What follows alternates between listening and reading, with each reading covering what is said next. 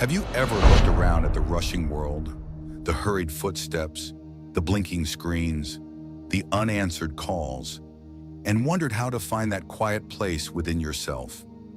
Not a place to escape to, but a space where everything feels lighter, where your breath becomes your anchor and your heart doesn't feel like it's sprinting just to catch up. There's something ancient in that search, a longing not just to live, but to feel peace while living. It's not new. People have been asking the same questions for thousands of years. And long before the noise of our modern lives, there were those who sat in stillness, watching rivers, listening to silence, and learning something most of us forget: that everything we're looking for out there might already be here, inside us, waiting.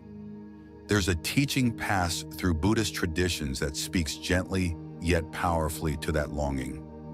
It doesn't yell, it doesn't try to convince, it simply reminds us everything in life is passing. And the more we try to hold it all still, our relationships, our status, our moments, the more suffering we create. But if we could loosen our grip just a little, we might begin to feel something different, something softer, something true. Once a monk was given a porcelain cup by his teacher. It was simple but beautiful, the kind of object you hold with both hands. The monk loved that cup, not just for how it looked, but for what it symbolized. He kept it with him always, cleaned it with care, even admired how the light danced on its surface. One day the cup slipped from his hand and shattered on the ground. 1,000 pieces scattered across the stone floor. He stood over it, heart heavy, breath caught in his chest. But his master, watching nearby, said calmly, "That cup was already broken." Those words didn't mean the master didn't care. They meant he understood something deeper, that everything we hold is already on its way to changing, to ending, to being reborn into something else. When we accept that truth, we don't become numb, we become free. We start to cherish without clinging, love without fearing loss, experience without needing control.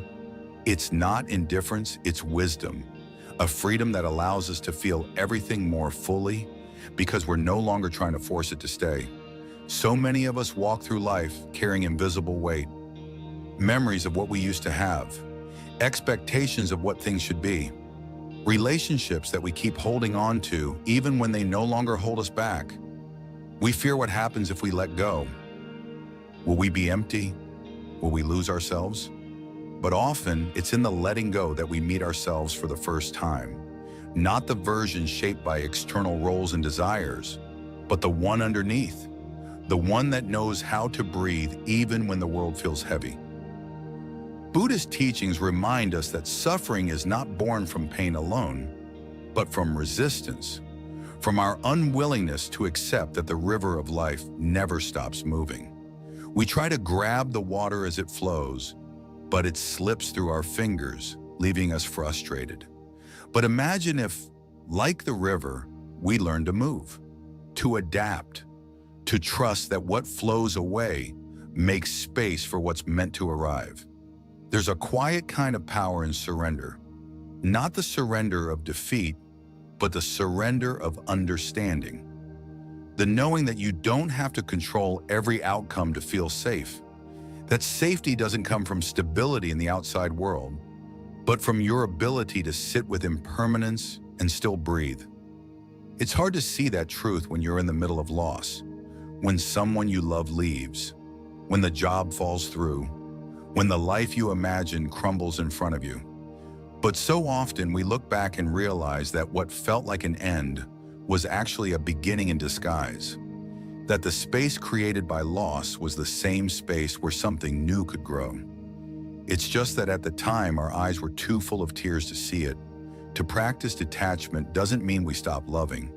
It means we love more purely, without chains, without expectation. It means being present enough to truly appreciate what we have, knowing it may not always stay. And when it goes, we grieve, yes, but we don't break. We soften. We allow the change, and we grow.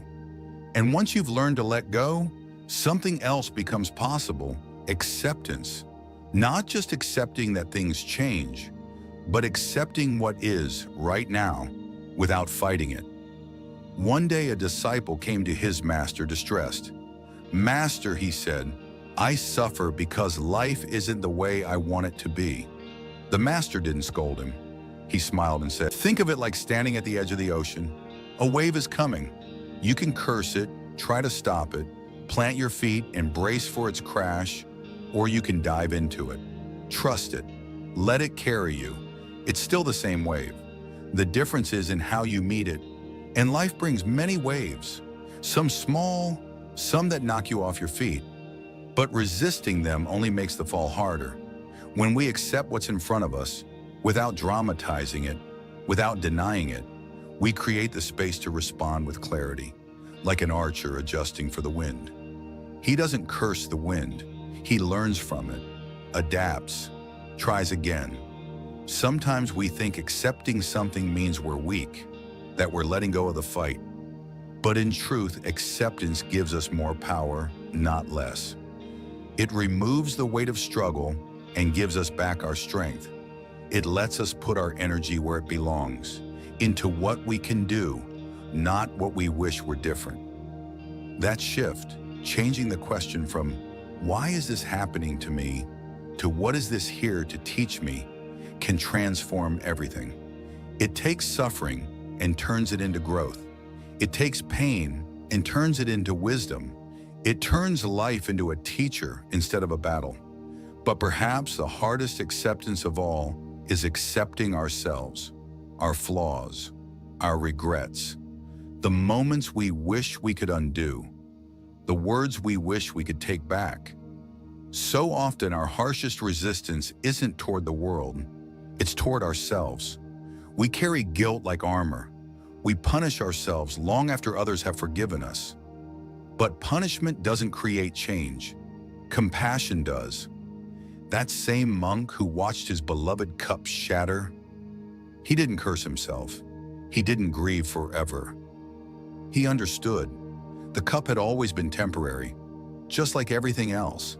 And in that understanding, he found peace. A peace that comes not from perfection, but from presence. From trusting that what is meant for you will find you, and what is not will fall away. It's easy to speak of detachment and acceptance in theory, harder to live them. But that's why we walk the path, not to become perfect, but to keep returning, to keep remembering, and to trust that each step, no matter how small, carries us closer to a fuller, freer way of being. There's something deeply humbling about realizing how little control we actually have over the way life unfolds. You can plan with precision, set intentions with care, dream with every piece of your heart, and still, things won't always go the way you imagined. That realization, when it first hits, can feel like grief, like a betrayal of your effort. You start to question everything. Was I not disciplined enough? Did I miss a sign? Could I have done more? But slowly, gently, as time softens the edges of those questions, you begin to understand. Control was never the point. Presence was. That shift from trying to control to choosing to be present is one of the quietest revolutions a person can experience. And yet, it changes everything. It doesn't make you passive. It doesn't mean you stop caring. It means you begin to live with your eyes open, your heart open, your hands open, not clenched, not holding too tightly to what must eventually be released. You begin to see life not as a problem to solve, but as a dance to move through. There's an old story of a monk walking through a dense forest, his feet bare, his pace slow. He carries nothing but a small cloth bag and a bowl for collecting food. Along the path, he's bitten by a snake, not a deadly one, just enough to cause pain. He doesn't scream, doesn't curse the snake. He simply sits down, breathes, and waits. When asked later why he didn't panic, he says, Because pain is part of the path. Panic is optional. That story stays with you, doesn't it? Not because it tells you to suppress your emotions, but because it reminds you that our response is where our freedom lives. We don't choose every moment of pain, but we do choose how we meet it. Whether we meet it with resistance and fear, or with breath and presence. One brings suffering, the other brings wisdom. Life in its purest form is always changing. That's not a flaw. That's the design. Everything you love, everything you struggle with, everything you fear, it's all moving, evolving, becoming, and so are you. Every day you're being asked to let go. Sometimes the biggest breakthroughs don't come from gaining something new, but from losing something we thought we needed. A title, a relationship, an idea of what our life should look like. And when it's gone, we're left standing in a quiet kind of nakedness, exposed, vulnerable, but also free. Free to ask different questions, free to move differently, free to stop performing for a world that was never watching as closely as we thought. You begin to see that most of what made you feel unworthy wasn't yours to carry. It was inherited, taught, repeated, reinforced, but it was never your truth. Your truth is the way your heart softens when you hold a child, the way your breath slows when you watch the moon, the way something inside you knows how to heal, even when your mind is still trying to understand the hurt. To live with awareness is not to live without pain, it's to live with honesty, to admit when you're tired, to ask for help, to say, I don't know, without shame, to stop pretending that healing is a straight line. It's messy, it's circular. Some days you feel 10 steps ahead, some days like you've gone backwards, but you haven't. You're spiraling deeper, not regressing. You're peeling back layers, coming home. That home inside you, it doesn't need to be built. It's already there. You've just been away from it for a while, distracted, pulled by noise, convinced that safety lived in success, that love needed to be earned, that rest had to be justified. But now you're learning a different way, a quieter way, one where rest is a right, not a reward, where love begins with how gently you speak to yourself, where peace isn't something you find at the end of a path. It's the ground beneath your feet right now, if you choose to feel it. There's a story in Zen practice about a student who asks his master, "How do I enter Zen?" The master replies, "Do you hear the sound of the stream?" The student nods. The master smiles. "Enter there." The lesson isn't about the stream, it's about attention, about presence, about how the sacred is always right here, disguised as ordinary. We don't need to travel far or wait for special moments. The path is already under our feet. The stream is already flowing. The breath is already with us. And yet we forget. We all do. We get caught in loops, in comparison, in striving, in that quiet panic that whispers, you're falling behind. But behind what? Who is setting the pace of your life? Who benefits when you believe that you are never enough? These questions matter, not because they have easy answers, but because they point you back to yourself. They remind you that you're allowed to stop, to breathe, to choose again. Maybe your healing doesn't look like transformation. Maybe it looks like learning to sit with your own thoughts without needing to escape them. Maybe it's making tea slowly instead of rushing through your morning. Maybe it's forgiving someone, not because they deserve it, but because you deserve peace. Maybe it's writing a letter to yourself, one you'll never send, just to say, I see you. I'm proud of how far you've come. There's no final arrival, no perfect version of you waiting on the other side of all this work. There's just you showing up, with your scars, your questions, your slowly opening heart. And that is more than enough. You are not late. You are not broken. You are not behind. You are human, breathing, learning, becoming, every single day.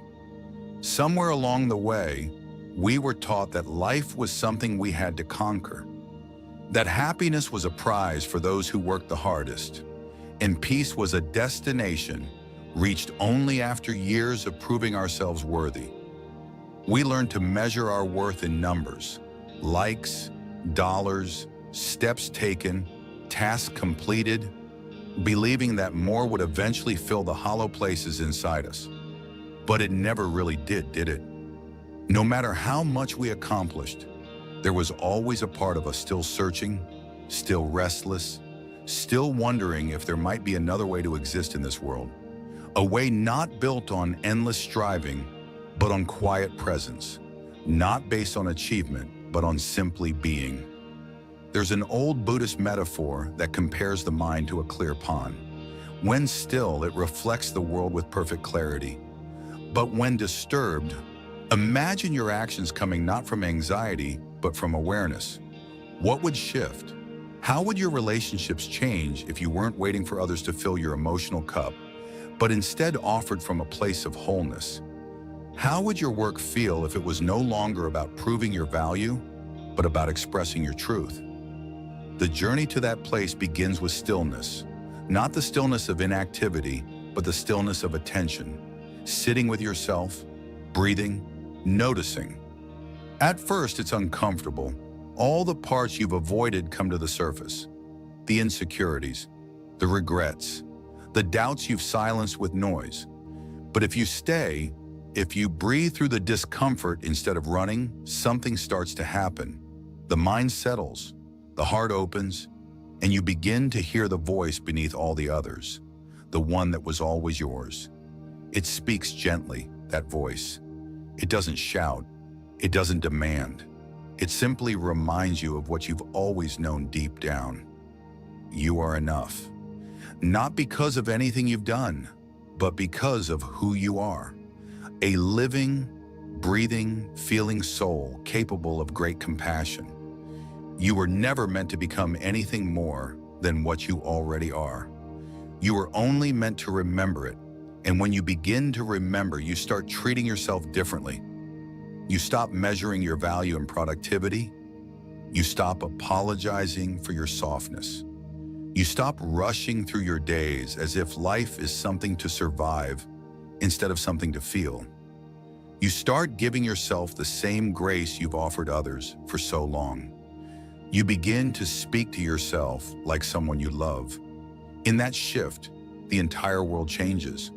Because how we relate to ourselves is how we relate to everything. If you're impatient with your own emotions, you'll struggle to hold space for someone else's. If you judge your own wounds, you'll fear vulnerability in others. But when you begin to meet yourself with compassion, you extend that same compassion outward without even trying.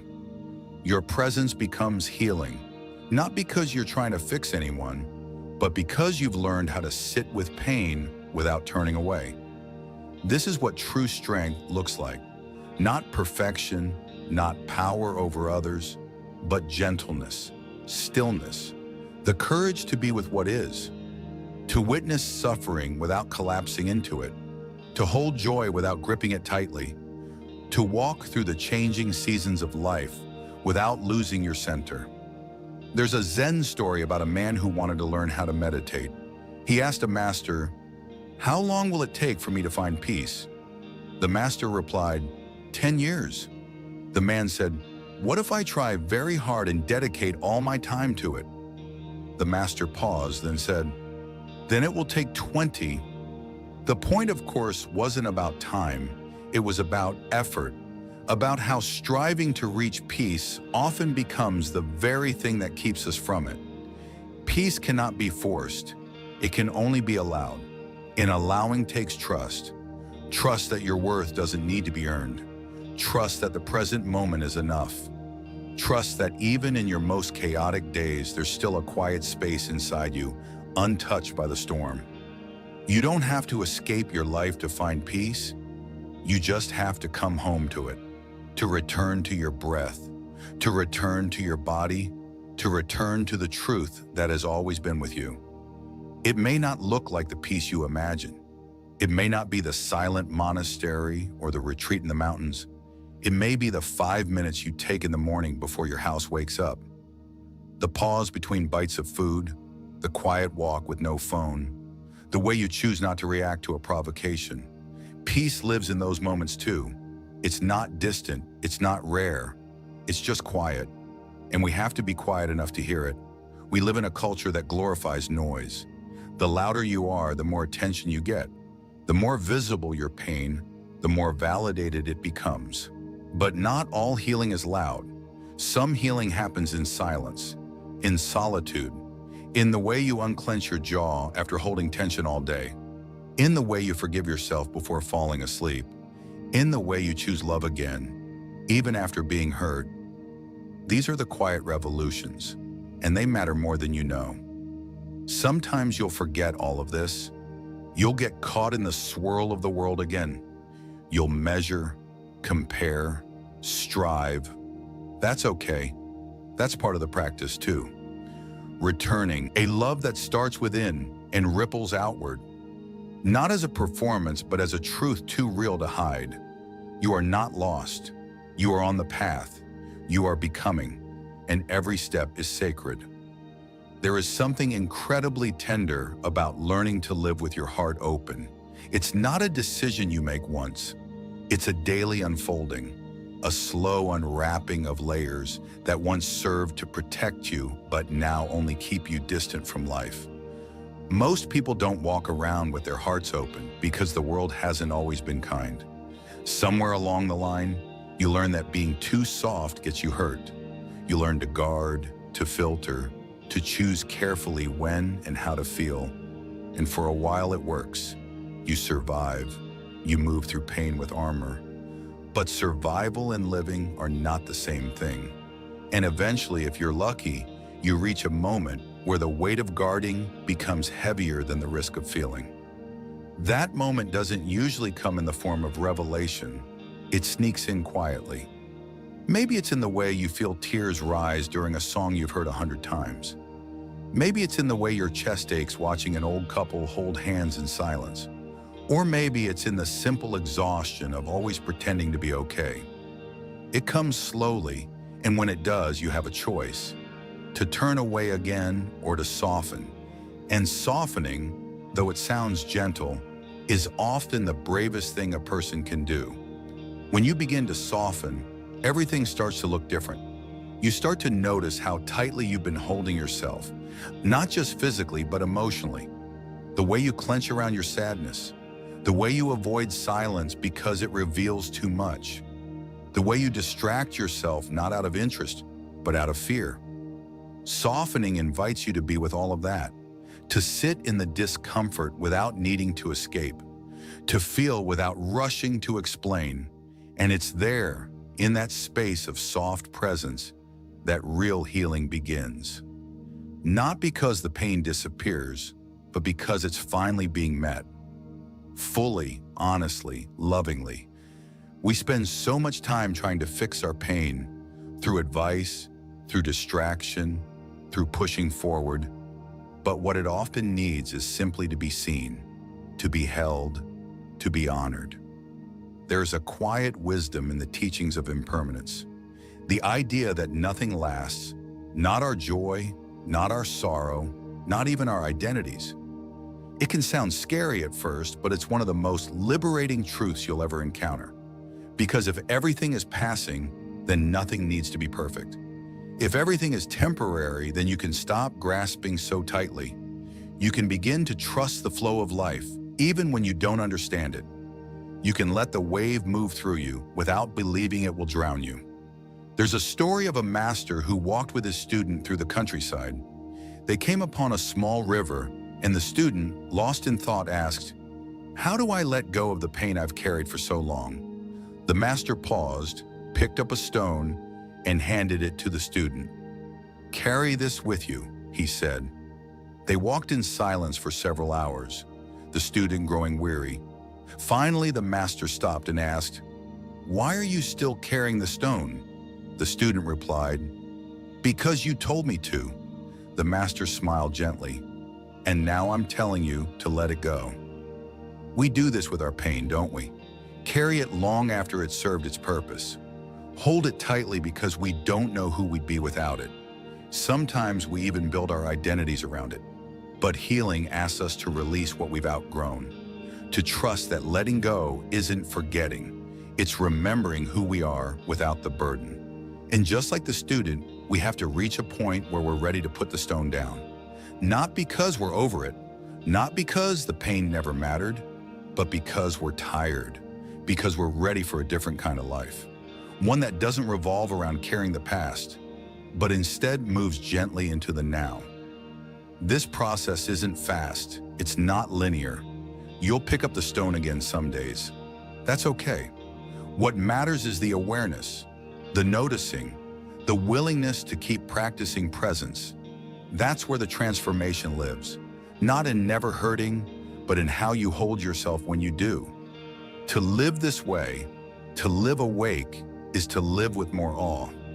You begin to see beauty in the ordinary, in the way light hits the wall at 4 p.m., in the sound of laughter from another room, in the way your own breath rises and falls without needing permission. You start to realize that life has been whispering to you all along. You just needed to get quiet enough to listen. And when you listen, you hear things that change you. You hear the apology in patience, in presence. It's a love that doesn't need to be earned, doesn't need to be proven, it just is. And when you start to feel it within, you begin to offer it outward in a new way.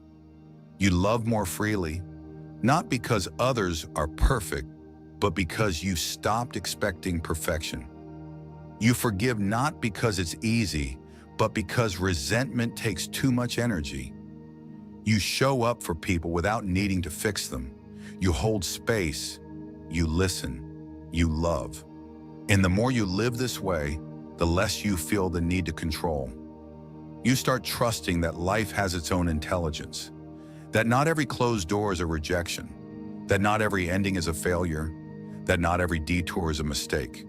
You begin to see the invisible threads connecting everything, that what once felt like loss was really redirection, that the people who left made room for those who were meant to stay, that the pain you endured carved out space for joy you never thought you'd feel again. This is the quiet magic of a life lived in awareness. It doesn't make the hard things disappear, but it changes your relationship to them. You start to meet life on its own terms, not as a battlefield, but as a teacher. And you, through all your stumbles and awakenings, become a student of the heart. You don't need to be perfect to walk this path. You don't need to have all the answers. You just need to be willing to slow down, willing to feel, willing to soften. And in that willingness, you'll find everything you've been searching for. Sometimes healing doesn't arrive like sunlight breaking through clouds. Sometimes it arrives in silence, in the kind of stillness you didn't even know you were craving. You might be sitting at the edge of your bed, no music, no thoughts loud enough to hold on to, and yet something shifts. Not dramatically, but subtly, like your soul sighs for the first time in a long while. Maybe it's the absence of chaos that makes you realize how much of your life has been shaped by tension. Maybe it's the quiet voice whispering, "You don't have to keep carrying this." There's a moment in every healing journey where you stop looking for the dramatic change. You stop searching for the grand transformation. Instead, you begin to notice the tiny details. The way you speak more kindly to yourself after a mistake. The way you don't react with the same intensity when someone lets you down. The way you no longer feel the need to prove your worth in every room you walk into. These are the quiet victories. The ones nobody claps for, but they are the moments that matter most. And the truth is, nobody can see the weight you've carried. They don't know about the nights you stayed awake, replaying conversations in your mind, wondering what you could have said differently. They don't know about the mornings where getting out of bed felt like lifting the world. They don't know how often you've smiled when all you wanted to do was cry. But you know, and still, you kept going. Still, you kept showing up. That is strength. Not the kind they put in headlines, but the kind that builds slowly inside of you. Quiet, resilient, real.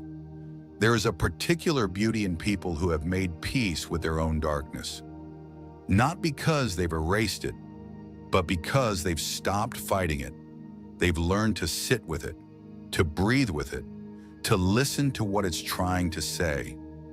These are the people who carry light not in their smile, but in their presence, because they know the value of peace. They know how rare it is, and they protect it, not by shutting the world out, but by choosing what they let in. Sometimes the greatest act of love is choosing yourself, not in a selfish way, but in the most sacred way. To say, I will no longer abandon myself to make others comfortable. To say, I deserve to feel safe in my own skin. To say, I will not shrink to fit into spaces that cannot hold me. That kind of love reshapes everything. It transforms the relationships you choose, the boundaries you set, the dreams you give yourself permission to pursue, because you're no longer waiting to be chosen.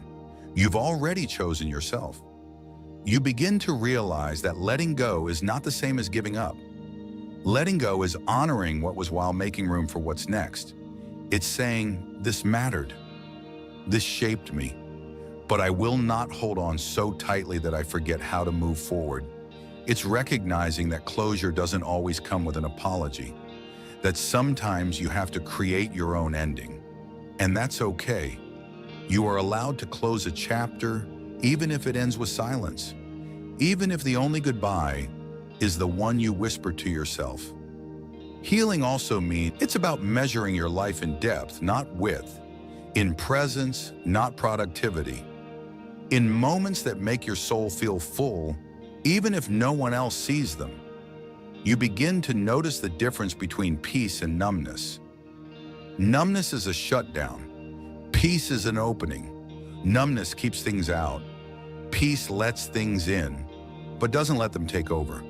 And when you've lived with emotional chaos for a long time, peace can feel unfamiliar, almost boring. But over time, you learn to crave it, to cultivate it, to protect it, because you understand what it cost you to find it. There's a soft kind of courage in choosing to heal, in choosing to feel again after you've been hurt, in choosing to hope again after disappointment, in choosing to trust again after betrayal. And that softness is not weakness, it's power, because anyone can build walls. But it takes strength to build bridges. It takes strength to say, I will not let what hurt me make me hard.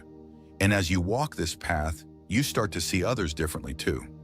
You see the pain behind the anger, the fear behind the control, the wounds behind the defensiveness, and you stop taking things so personally. You stop trying to fix everyone. Instead, you offer space, presence, understanding, not because you're responsible for their healing, but because you know what it means to be met with gentleness in your own. You start finding beauty in unexpected places, in the way your hands move when you make food, in the way your pet leans against you without needing anything, in the quiet joy of folding clean laundry, in the sunlight stretching across the floor in the afternoon. These small moments become your sanctuary. They remind you that life isn't waiting on the other side of achievement. It's happening right here, in the simple, the slow, the sacred. Gratitude starts to come easier too, not because everything is perfect, but because you've stopped needing perfection to be thankful. You begin to see that even the hard days offer something: resilience, perspective, the chance to practice grace. You thank the challenges, not because you enjoyed them, but because they taught you how to return to yourself, stronger, softer, wiser. You stop needing to be understood by everyone. You stop over-explaining. You stop shrinking your truth to make others comfortable. Not because you don't care, but because you understand now that not everyone is meant to understand your path. Some people are simply passing through. Their misunderstanding of you is not your burden to carry.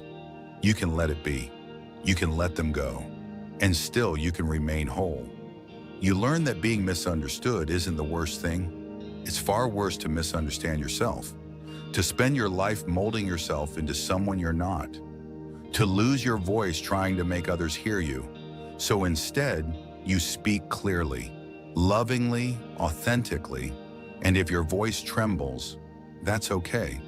The truth often shakes before it sets you free. And maybe the most sacred lesson of all is that you were never broken. Not really.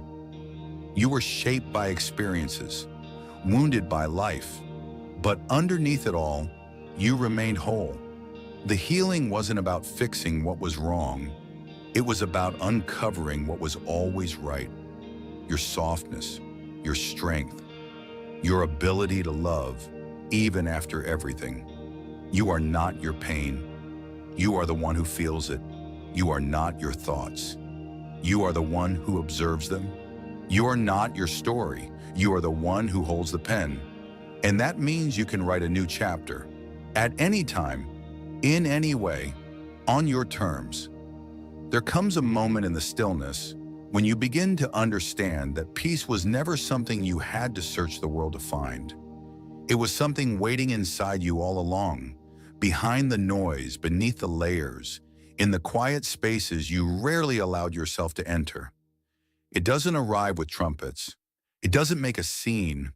It settles in like sunlight coming through a curtain, slow and unnoticed, until suddenly the room is warm and lit, and you're no longer reaching for the switch.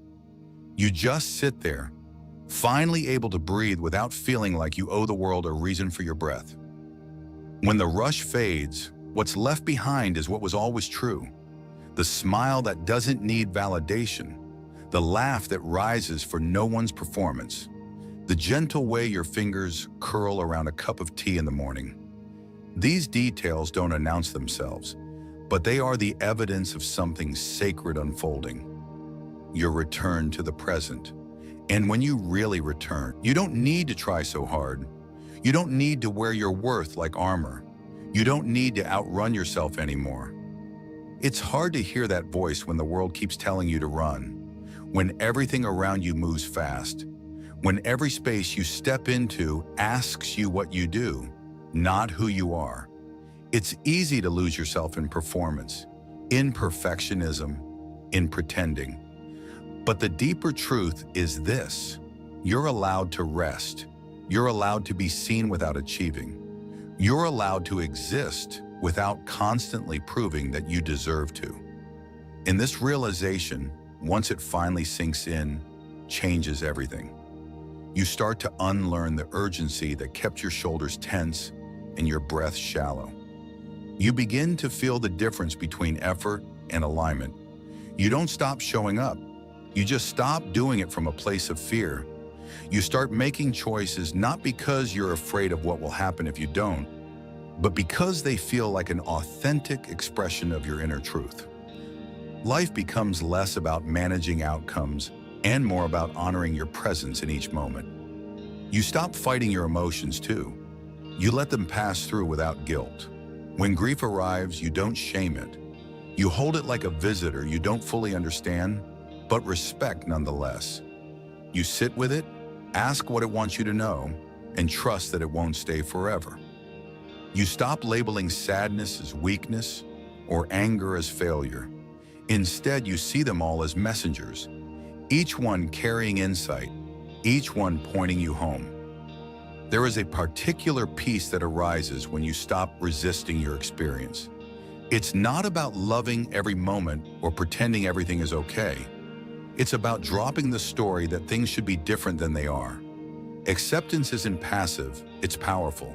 It says, this is here, this is real, and I can meet it with compassion. And with that compassion, you start to notice how often you've been at war with yourself. How much energy has been spent second-guessing, overthinking, replaying past conversations, anticipating judgment, editing your words before they ever leave your lips. It's exhausting, isn't it? But you did it because somewhere along the way, you were taught that your rawness was too much, that your quietness was not enough, that your tears needed to be hidden and your joy needed to be justified. But what if none of that was true? What if your softness is your strength? What if your quiet is where the wisdom lives? What if your tears are the river that leads you back to your heart? What if your joy doesn't need a reason to exist? It simply deserves to. You begin to ask yourself kinder questions, not what's wrong with me, but what have I been carrying that wasn't mine? Not why can't I keep up, but what would happen if I slowed down? Not how do I become worthy, but when did I forget that I already am? The healing isn't loud. It doesn't arrive with fanfare. It shows up in the way you choose to stay when your instinct is to run, in the way you take a breath before reacting, in the way you forgive yourself for something you've been punishing yourself over for years. It shows up in the way you speak more gently, the way you take up space without apology, the way you walk away from things that dim your light without needing permission. You find yourself creating new boundaries, not out of bitterness, but out of love. You no longer tolerate what drains your soul. You no longer contort yourself to fit into places that were never built for your truth. You protect your peace not by isolating yourself, but by surrounding yourself with people and practices that honor your becoming. You realize that self-care isn't just about bubble baths or vacations. It's about saying no when your body says no. It's about knowing what nourishes you and giving yourself permission to receive it. Even your relationship with time changes. You stop rushing through your days, chasing deadlines as if they're lifelines. You begin to experience time as something sacred, not something scarce. You linger in conversations. You look people in the eyes. You put your phone down during meals. You walk slower. You realize that presence, not productivity, is what makes life rich. And the more present you become, the more beauty you see. Beauty that was always there, hidden beneath the speed. And then there's forgiveness, that quiet, tender act that we often resist because we think it lets others off the hook. But true forgiveness is never about them. It's about you. It's about setting yourself free from the weight of what happened, from the story that plays on loop for how long it took you to choose yourself. You realize that you were doing the best you could with what you had, and now you're doing better because you know more. You stop needing to rewrite the past and instead focus on writing the present with intention. You recognize that healing doesn't mean you never get triggered. It means you know what to do when you are.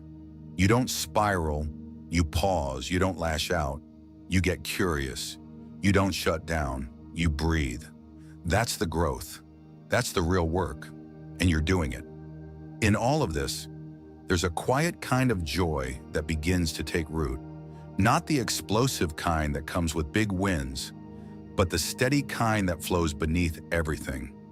Joy in the sound of wind through leaves. Joy in the feel of clean sheets. Joy in the way your chest expands when you take a deep, full breath. Joy in simply being here, alive, awake, connected. This is the joy that doesn't need a reason. It exists not in spite of your wounds, but alongside them. It says, you are whole. Even now, especially now. There are days when healing feels like sunlight, clear, warm, and expansive. Days when the world seems to open its arms and welcome you back into the rhythm of life. When your breath feels deep and your heart, for once, isn't heavy. On those days, you smile without questioning the shape of your lips. You laugh without listening for echoes. You feel whole, even if only for a few hours. And in those hours, you realize how deeply you missed yourself. Not the self that was performing or pretending, but the one beneath all of it. The self that knows how to rest, how to notice, how to simply be. But there are also days when healing feels like walking through fog, the ground uncertain, the path unclear, and every step met with silence. These are the days when old thoughts rise like ghosts, doubts, fears, wounds you thought had long since closed. You might wonder if you've regressed, if all your progress was a mirage. But if you look closer, you'll see it differently. You'll see that revisiting your pain doesn't mean you're failing. It means you're human. It means you're deepening. Because healing isn't a line, it's a spiral. It returns not to hurt you, but to ask, can you meet this now with more compassion than before? And if you can answer yes, even with a trembling voice, then you're growing. Even if no one can see it, even if it doesn't feel like it. Growth is often invisible, quiet, like a tree rooting deeper before it grows taller. It's the decision to respond differently to the same triggers, to choose silence instead of reaction, to speak a boundary you used to swallow, to rest when guilt tells you to keep going. These are not small things. These are revolutions. You begin to notice that growth isn't about never hurting again. It's about loving yourself through the hurt. It's about catching yourself in the middle of the spiral and saying, I see you, you're not alone. It's about reaching for tools that once felt foreign, breath, presence, softness, and allowing them to hold you. You don't shame yourself for the days that feel heavy. You stop asking, why am I still like this? And begin asking, what do I need right now? And slowly that becomes your default language. Not judgment, but curiosity. Not self-punishment, but self-care. You start tending to your emotions like a garden, not with urgency, but with gentleness. You water the parts that feel dry. You offer sun to the parts that have been hidden. You allow the seasons of your inner life to unfold without resistance. You trust that not everything needs to bloom at once. It's in this space that you begin to reclaim your voice, the voice that was quieted by fear, the voice that was shaped by survival. At first, it comes in whispers. You might speak up for yourself in small ways, asking for what you need, saying no without apology, expressing your truth even when it shakes. Each time you do, you build trust with yourself. You say, I matter. My voice matters. My needs are valid. And that trust becomes the foundation for everything. You begin to see that self-love isn't about constant affirmation. It's about consistency. It's about choosing yourself in the moments when it would be easier to abandon yourself. It's about